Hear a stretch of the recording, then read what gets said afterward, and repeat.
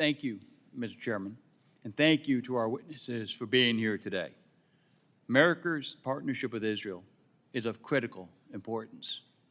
I appreciate our witnesses taking the time to discuss the current situation in the region. Professor Kontorovich, as the peace process continues to unfold, the international community must remain vigilant to ensure the full implementation of this peace plan. How does the United States work with the Arab partners to more effectively press the Palestinian Authority to advance reforms to counter terrorist threats?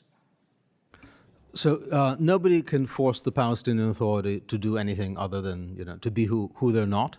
Unless they have a fundamental change of conviction, it's going to be impossible for them to reform.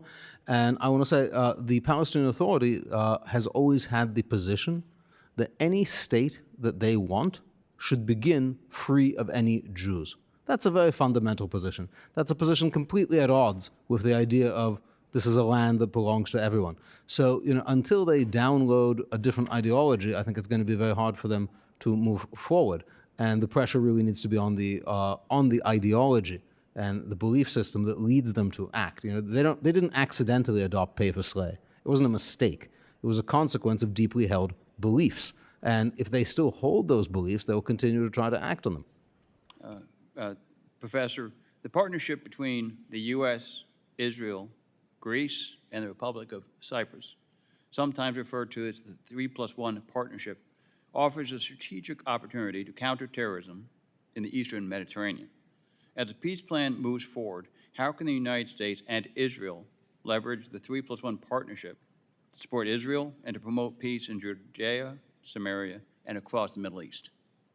So I think you're absolutely right that we see now a fundamentally different situation in the Eastern Mediterranean from what anyone could have imagined. Israel is now exporting gas through Cyprus, and the partnership with Greece and Cyprus is crucial. And I think it's important that they, not just other countries in the Eastern Mediterranean that are very active and vocal, play, a crucial role in ensuring security in the area. Thank you. Mr. Klein, what steps can Congress take to promote strategic partnerships in the Middle East that bring lasting peace to Israel? Well, first of all, we should make it clear that there'll be no funds coming to the Palestinian Authority until they begin to do what happened in 1945 after World War II, where we denazified the Nazi regime. We have to denazify the Palestinian Authority.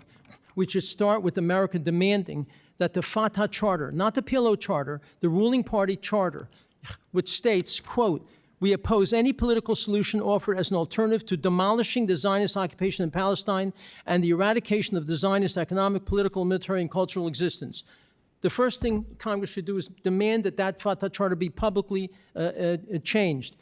And of course, to stop naming schools, streets, and sports teams after Jew killers and Christian killers.